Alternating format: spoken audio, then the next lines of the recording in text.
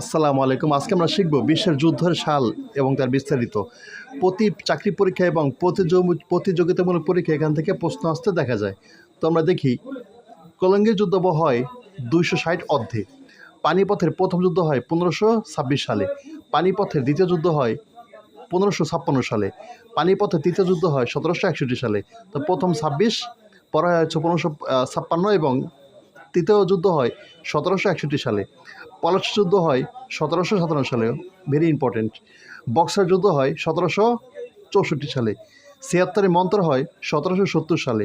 চিরস্থায়ী বন্দোবস্ত হয় 1793 সালে। ওয়াটারলু যুদ্ধ হয় 1815 সালে। সিপাহী বিদ্রোহ হয় 1856 সালে।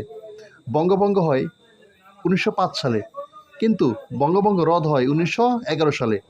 মুসলিম লীগ গঠন হয় 1906 সালে। প্রথম বিশ্বযুদ্ধ শুরু হয় 1914 সালে। প্রথম বিশ্বযুদ্ধ শেষ হয় 1918 সালে। ধন্যবাদ সবাইকে।